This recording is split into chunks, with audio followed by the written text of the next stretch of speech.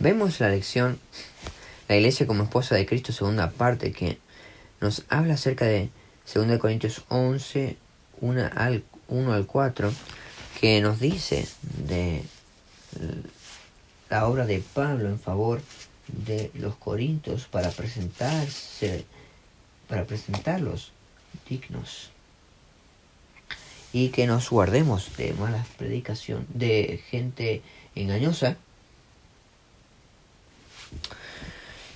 Y nos habla también acerca de la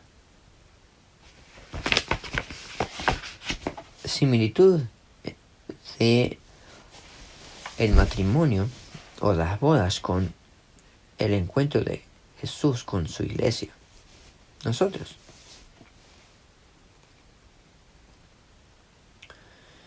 Y sus respectivas semejanzas y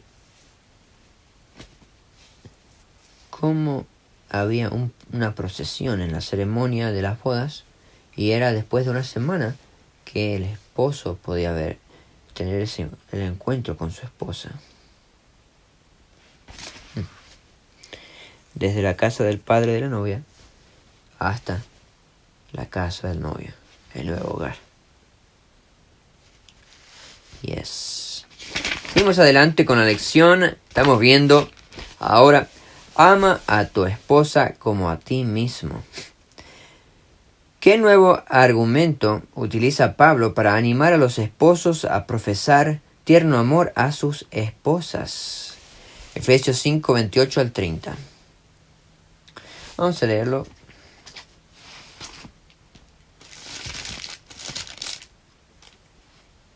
Nos dice: de igual manera, los esposos deben amar a sus esposas como a sus propios cuerpos. El que ama a su esposa, a sí mismo se ama, porque nadie aborreció jamás a su propio cuerpo. Más bien, lo sustenta y lo cuida, tal como Cristo a la iglesia, porque somos miembros de su cuerpo. Las reglas de Pablo para el hogar cristiano revelan un contexto social desafiante. En Efesios, Pablo se dirige a los esposos que, según el patrón tan frecuente de la época, podían optar por aborrecer a su propia carne, abusando de sus esposas y golpeándolas. En el mundo grecorromano de la época de Pablo, el poder legal del padre de familia era muy amplio. Podía castigar severamente e incluso matar a su esposa, hijos y esclavos, porque estaba dentro de sus derechos legales. Entre paréntesis, aunque ejercer ese poder en extremo estaba cada vez más limitado por la opinión pública. En Efesios, Pablo ha detallado el máximo ejemplo de amor, el amor de Cristo por la iglesia, con el que ofrece un modelo para los esposos drásticamente diferente del habitual. Ahora, antes de presentar un nuevo argumento, vuelve a señalar ese gran ejemplo y pide a los esposos cristianos que respondan de ese modo. Efesios 5, 28, como nos dice, de ese modo. Como ejemplo, como Jesús, quien se entregó por su novia, la iglesia, y atiende todas sus necesidades. Pablo requiere de los esposos cristianos alejarse de las prácticas esperables de esa época e intentar asemejarse al tierno amor de Cristo. En Efesios 5, 28 al 30, Pablo agrega un nuevo fundamento del amor de los esposos cristianos por sus esposas: el amor a sí mismos. Pablo ofrece una perogrullada: nadie odió jamás a su propia carne. Esto aparece después de... Vamos a leer esta oración de vuelta con sus respectivas señales gramáticas para entenderlo mejor. Pablo ofrece una perogrullada, abre paréntesis, abre comillas: nadie odió jamás a su propia carne, cierra comillas. Y luego entre paréntesis: al menos nadie que pensara con claridad, cierra. El marido no se daña a sí mismo ni se golpea al cuerpo. Al contrario, lo alimenta y lo cuida.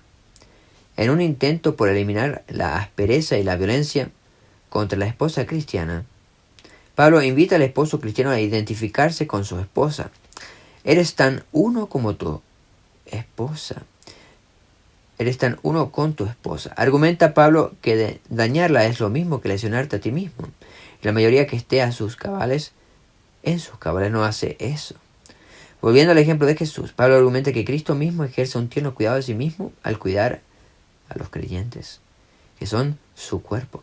Compórtate con tu esposa, dice Pablo, de la misma forma en que te tratas a ti mismo y en última instancia en la forma en que Cristo te trata a ti. Yes.